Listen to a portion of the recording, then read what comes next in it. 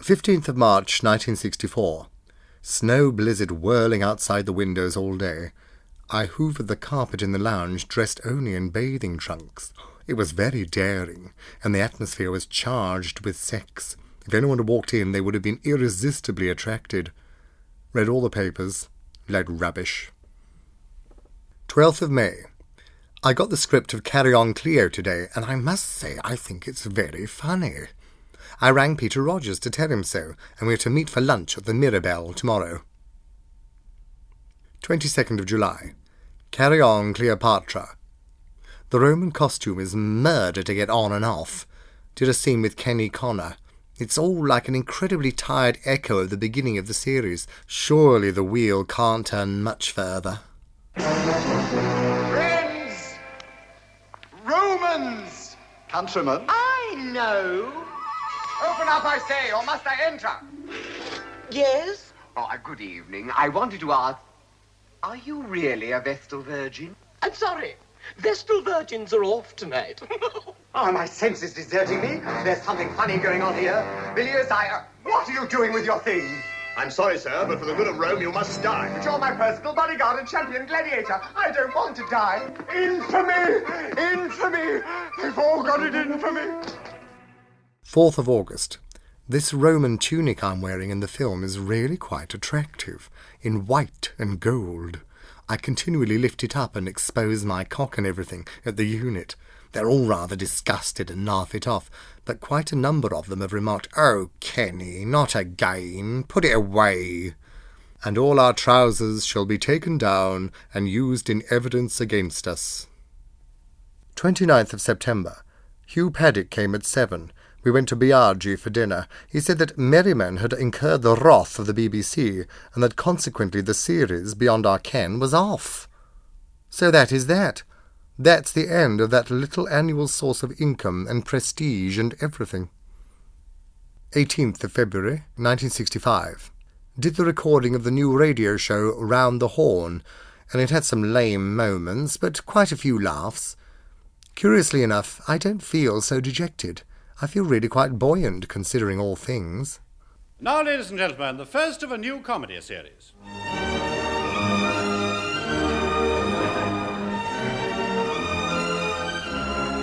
From the heart of London, BBC Studios proudly bring you an epic saga to bring a tear to your eye, a lump to your throat, and a pain to your neck.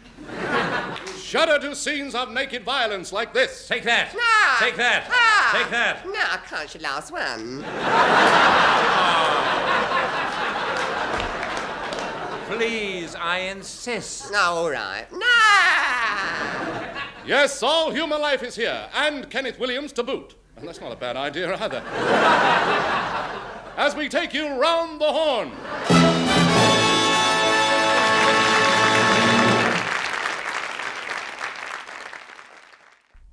30th of December, 1966.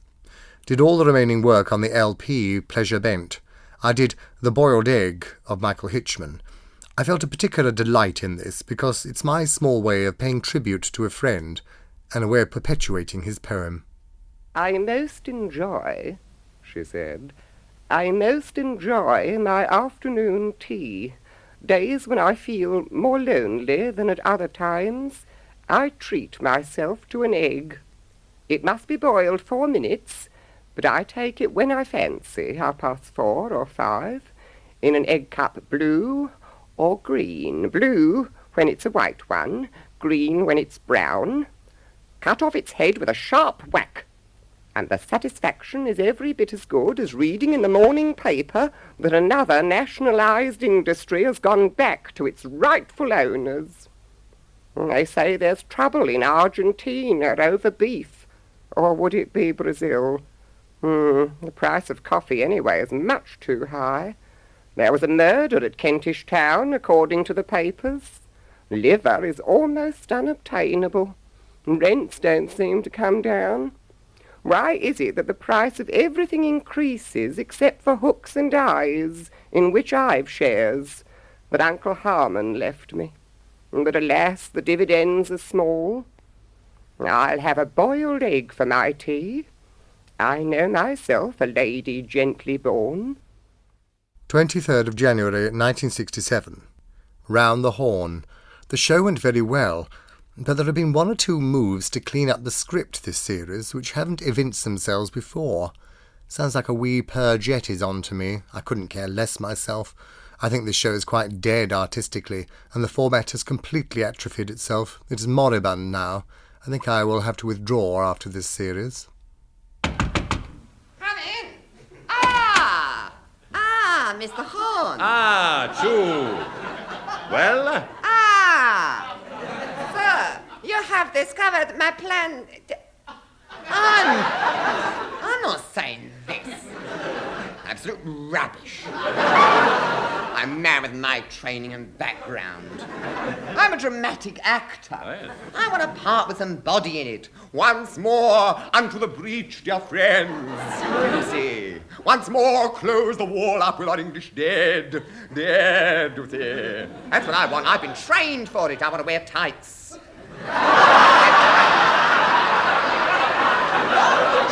I've got the legs for it. I have the legs. I've got good firm calves, I have. Go on. Have a feel of my calves. No, thanks. I'd sooner not if you don't mind. Look, we're getting behind. That's all you want me for, getting cheap laughs. I'm an artiste. I'm not lowering myself. Come on, Ken, this is embarrassing. Embarrassing? It's me that's embarrassed. It's all right for you. You get good meaty parts with a bit of class in them, you do. Would you mind? Yes, you and you, Paddock. You keep well in with Kenneth Horne, don't you? Don't say yes, you do. You totally do. I do Any nothing part of with a the bit of kind. culture, you Stop get it, it. Ken, in I've front been of held me. back, I have, just because I'm a No. grammar school boy. I fought my way out from the gutter. I could have been a star. Somebody- I could have been a magazine. Somebody talk to him. Burn a feather under his nose or something. I'll do the part, Ken, if you like. Oh, yeah, I'll take it. Honestly, I will. I don't mind, yeah. I'd take a good Japanese and I could do it. Honestly, I could. Let me do it, Mr. Horne. Get rid of him. He doesn't like you. He's never liked you. I'll do the part. Come Yes, on. you would, wouldn't you? You would, yes. Yes, you'd do anything to get a bit of attention, you would. That's it, you see. You all hate me. I've never been loved in this show. I've never been loved. No. I've not been loved. Nobody loves me. Of course we do. No, you don't. Yes, we all do. What about the producer? Look at him up there in that control box. Look at him glowering at me. Make him say it. Go on. John, would you mind? Oh, all right. I love you. The whole BBC loves you. Now, will you get on with the show? Please. Please. That's better. So, Mr. Horne.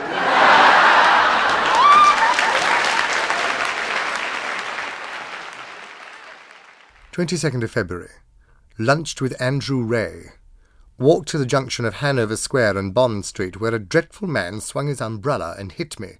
I rounded on him. "Watch where you swing your umbrella." "I'm sorry." "I don't want your filthy muck on me." "Sorry, you great old puff." As I walked away, I saw that Andrew was scarlet. I asked him why, and he said, "Well, I thought you were going on about it." The bloke had apologised. 19th of June.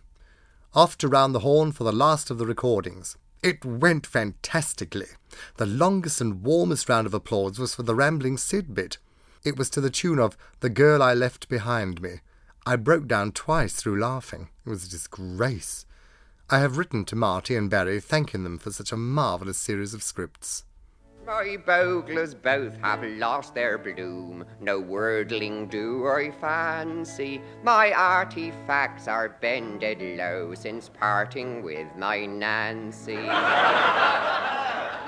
I'll seek no more to grunge my hod, my grummets they do bind me. Oh, how I long to toast my splod with the girl I left behind me. Oh, ne'er shall I forget the day we plighted our cordwangles. And how could I forget the way her bosky mooly dangles? But now I'm bent for Brighton camp.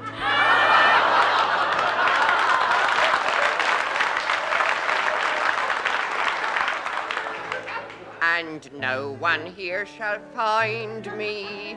Beneath the pier I'll bend my snod to the girl I left behind me, to the girl I left behind me.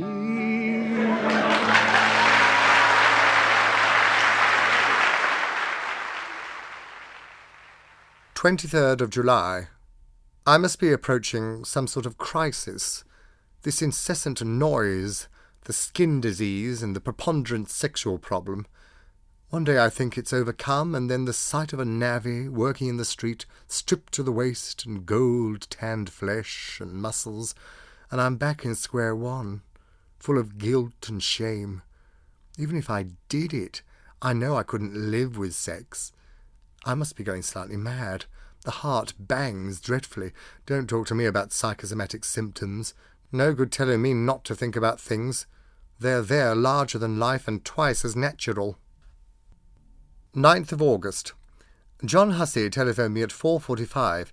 He read in the paper that Joe Orton and Kenneth Halliwell are dead. Apparently it is a murder and a suicide. The BBC wanted me to go on TV and talk about Joe, but the police will not name Joe Orton as being dead, so the programme has been cancelled. I rang Gordon and told him. I said no to the BBC anyway. I couldn't talk about Joe in public. Not at the moment. 6th of February, 1968. Peter Eade telephoned. Can you keep a secret? Yes, of course, for a certain time. I've just had a call from Delfont. You're to be voted, have been voted the Radio Personality of the Year by the Variety Artists Club.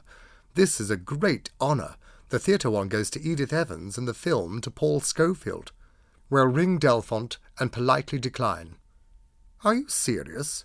Of course. I despise the entire Delfont world, the Variety Artists crap and Schofield and Edith Evans, and the whole bagful of hobjobbery and snobbery they comprise.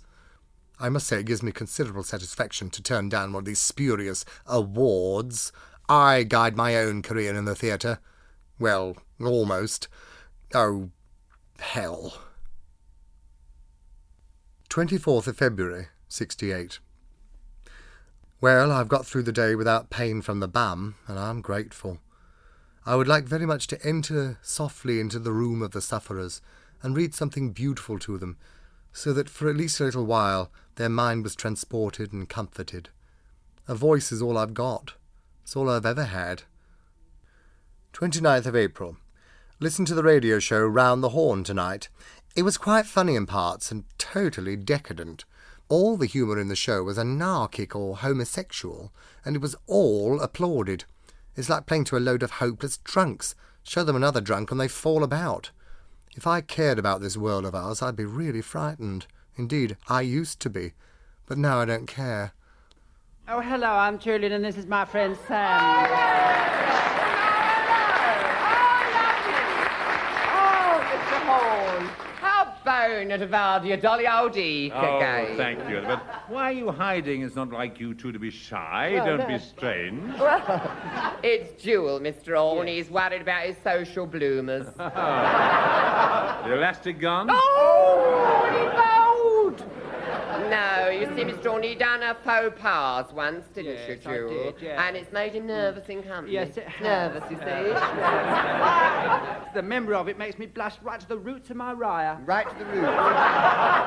Yes. Tell him what it was. Go on, tell him. Tell him what happened. I don't Go like on, to. tell him. No. Go on, get it out in the open. No. No, that you see, the memory of my contretemps haunts me. Haunts him, it does.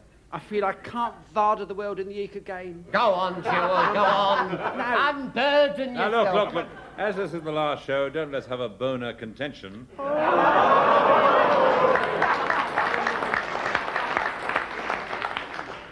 swear he understands every word we say.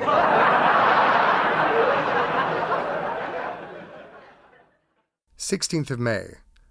That nasty old man who's 74 and is supposed to do wardrobe came up to me and said, "You don't like me, do you?" And I said, "No, I don't." And he went to Peter Rogers and started crying his eyes out. Peter came to me and remonstrated. So I went to this old man and put my arms around the horrid, self-pitying spectacle and said, "You mustn't take any notice of me. I say lots of things in a temper which I don't really mean. Now come along and don't upset yourself, my dear," etc. The full fawning load of crap. Did the love scene on the bed with Joni Sims. She'd seen the whole business with the old boy, and she said, "You really are wicked, aren't you, demonic little bastard?" 5th of August. had David Hatch on the phone asking me to do 6 programs in his radio series, Just a Minute. Unfortunately, it means working with that Parsons fellow, but I said yes, because it'll be a nice fill-in. The subject is learning to fly, Clement. Would you like to try and talk for just a minute, starting now? One would have thought that when you learn to fly, you need a plane, but this is utterly untrue. You need a blackboard and a man with a white shirt and gold stripes on his shoulders who has a pointer and draws...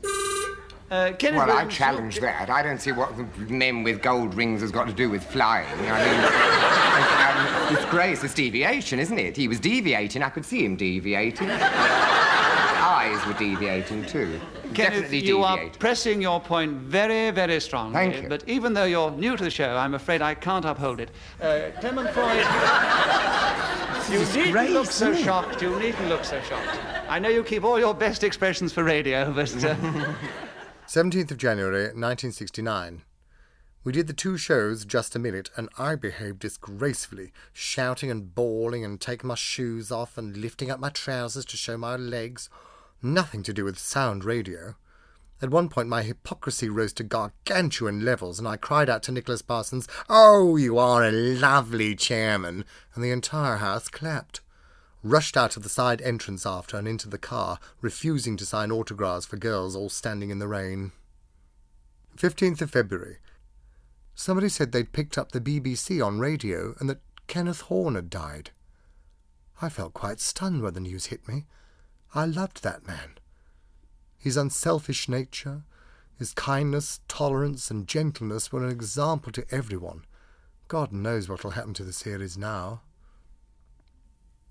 14th of June. David Frost's house for a talk about what we're going to do on the show with Frankie Howard. Talked with Neil Shand, and Frankie and the producer suddenly said everyone should go out into the street to see Concorde fly overhead. So they all trooped out and watched this earth-shattering event. I sat alone, smoking and drinking Krug champagne on a very empty stomach. Eventually Frost returned, and he and Frank decided they should talk alone, so I went out of the room and talked to Neil. Eventually I went home terribly pissed. On the doorstep, David Frost, looking at me and Frankie H., said, "Many people would say, there stands English comedy." I thought to myself, then many people will be lacking in perception, but shouted drunken goodbyes and reeled down the street into a taxi. Joined Frank and David in front of the cameras at about 7:30, mouthed a lot of innocuous rubbish, and then went with Peter E. to the garden for dinner. 18th of July. I'm utterly sick of the moon. The papers never stop giving it headlines, but nobody mentions it in conversation. On the rare occasions it has come up, people pronounce their indifference. Bertrand Russell said last week that the attempt to put a man on the moon was an act of impiety. 10th of October. To the Paris cinema for Just a Minute. I was furious and showed it, and proceeded to use every trick, and won the game, shouting and bawling and preening myself for all the world as if I cared desperately. It was an appalling exhibition. I left the theatre with a heart pounding and a feeling of utter self-loathing and shame. I shouldn't do these games at all. Andre, I agree with your challenge, so you take a point, and you're also the subject, and there are 16 seconds for playing with my yo-yo, starting now. My yo-yo is small and golden and furry, and I keep it in a little box in the country. Kenneth Williams, you've challenged. Why? Oh, I'm so bored. Well, obviously you're not a yo-yo. What a load of rubbish. We know it's all lies, deviation, Alfie. Well, I'm sorry. As bored as you may be, Kenneth, I'm sorry you're obviously not a yo-yo fan. I disagree with your challenge, so Andre keeps the subject, she gains another point, and there are 9 seconds, Andre, for playing with my yo-yo, starting now. A charming little hamster. Delightful company. Kenneth Williams' wife, who challenged. First of all, we had a description where she's supposed to be playing with it. We had a description of the third and the gold. Now we're getting hamsters. What's it got to do with playing with yo-yos? It's deviation. All right, she's gone on to hamsters, away from yo-yos. That's its name. What? Yo-yo. The subject is playing with it, not the names of hamsters, dear. Actually, I do see her point. she was going to tell us... You may see her point, but I certainly don't. You never had women on the show in the first place. I think, Andre, to be fair here, you didn't reach the point quite right, of telling... Nick. Oh, Very shut good up, judge, Kenneth, very for good goodness judge. sake. Lovely You did chairman, not tell you us know. in time that your hamster was called Yo-Yo. So Kenneth managed to get in before that with a challenge, which I agree. 6 seconds for playing with my yo-yo, Kenneth, starting now. Playing with my yo-yo is something, thankfully, that I gave up many years ago and turned to more intellectual pursuits. 22nd of January, 1970. Lorena Dewar rang saying that Helen Fry wanted me to read poetry to a live audience for Radio 4, and I had to compile it all and talk about it. Ludicrous at their money. They'll offer you 20 quid for this. I told Lorena that I wasn't interested. We've got you here, Kenneth, and so, will you do something for us now? Oh, we're doing masses of stuff. Johnson, Dryden, Pope, Brooke, of course, and Tennyson, who I adore, Louis MacNeice, and we finish with a bit of my own. Can we hear a bit of that? Well, it is really right to plug yourself. Well, I would like to hear it very much. Well, it's about being out of work. And it goes, time to spare, stand and stare, hate the minutes fleeting by, sit and sigh and think, I've done all I can to get the work. I've seen all the agents and people who squirk at you over the hard desks, giving the hard answers and meaningless smiles, put you in files for future reference without deference. I've bowed my thanks, passed through the ranks of others, also disengaged, another staircase, ascend a mile, another exit and bitter smile, chap jesting about resting, when everyone knows his pawn is closed. Said they'd remember me, very nice part, sometime in the future, but now it's the spring and I've not heard a thing more, nor am I likely to. You can tell when they write to you there's nothing doing. Awful doubt swells up again like a tumour in the brain, answer to the unknown factor, perhaps you shouldn't be an actor. 10th of May, 1970. T&C arrived at 9:15 and we left for Deal, called at Middle Street, and Charlie Hawtrey came to the door in his undervest, unshaven. On entering, we saw his lunch steaming on the table, so we went off for more drinks till he was ready. He was still unshaven, but showed us all over the house, which is rambling and incredibly tat, like a lodging-house which all the boarders have suddenly deserted, and that revolting smell of rising damp and cat's fish everywhere. She produced male physique magazines with a great flourish and meaningful remarks, but they're all quite innocuous. I was horrified to learn then that Charles was travelling back with us, because Tom had foolishly offered him a lift to London, and Miss Cadge jumped at it. So he had her all the way, a nightmare journey of 3 hours, and she had to lose her cigarette holder and search the car of Victoria, where we dumped her, to find the wretched thing. She pressed us all to come again, and please regard it as your second home. Before I'll do that, I'll need the rest home. 15th of July. I was appalled to see a woman moving into the flat below, and she's got a piano. I heard her playing it. Terrible row. I knew my conditions here were too good to be true. I've soundproofed till I'm blue in the face, but the noise of a piano you cannot guard against. It's as though it was being played in the same room, and it seems to be coming from the bedroom. But whatever happens, I can't move, not again. She's got no carpets down, and the noise of them walking in and out is dreadful. They move something in, and then she plays another trill on the piano. It's almost triumphant. At 10:30 I heard the piano being bashed, and she sang that she loved those dear hearts and gentle people that live and love in my hometown. I just wish she'd revisit them immediately. When it started on again, I played Malkazinski doing the Chopin ballades, very loudly indeed, just a reminder that this block is not soundproof. And at 11 o'clock I switched off. 16th of July. At 10:30 she started playing the piano. She played I'll Walk Beside You, Parlez-moi d'amour, and Climb Every Mountain, and All the King's Horses, and Please Release Me, and Souvenirs, and Auf Wiedersehen, and goodness knows what else, singing all the while in a wobbly soprano, occasionally forgetting the lyrics and faltering a bit and then picking up again. I stole outside the block and looked in her window. No curtains. There she was, sitting at the piano, a woman of about 40, with the moustache look, and spectacles, and dark hair, and a reddish nose. No make-up. Bolt upright, banging the keys, and singing away like there was no tomorrow. 17th of July. Now the piano below is bashing out Café Mozart and the Harry Lime theme. I walked into Hastings Street, and the idiot was lying on the settee with sheets and blankets and in a nightdress, with the lights full on, no curtains, eating sweets and reading the Daily Sketch. The sagging tits very much in evidence. I was amazed. One wonders whether she's being deliberately provocative to passers-by, or whether she's just completely unself-conscious. 20th of May, 1971. Evening show, Captain Brass Band, OK, and after, I went up to see Sir Noel Coward in Ingrid's room. He was with Coley and Graham Payne. I sat at his feet and told him about Stanley and me passing the National Gallery today, and me quoting, "We've seen the National Gallery opened, the Houses of Parliament burn, the introduction of income tax which gave us quite a turn," and Stanley saying, "Coward, of course, who else?" He was adorable and said my performance was very good. "You're one of the few actors I know who can be outrageous and get away with it, and we love you for it." He looked very good and kissed me on both cheeks with real affection. Impossible to tell him what I really owe him. But I did say, "My debt to you is infinite, and your dialogue and your lyrics go on delighting me and reverberating through me every year. There's not a day when you are not with me." Walked home thanking God for bringing all my dreams to fruition. Couldn't sleep for excitement. 10th of December. Lorena Dewar rang. Would I go on Thames Television and chat to Michael Parkinson? I said certainly not. North Country nit. 17th of February 1973. To the TV studios for the Parkinson show. I was introduced to Sir John Betjeman, and he was a great delight. One of the most lovable and kindly, gentle people I've ever met. On the show itself, it all got very woolly and serious, and Maggie was terribly posh. She was obviously intensely nervous.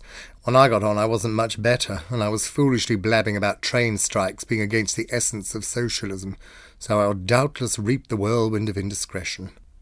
It comes down to a question of morality. You don't just work for another £1. When I took my job at £3.10 a week, ASM in small parts, I come out the army, 47, that's what I got. 47, or £3.10 a week, my digs were 25 bob all in. And the rest I had the soap and the fags, you know.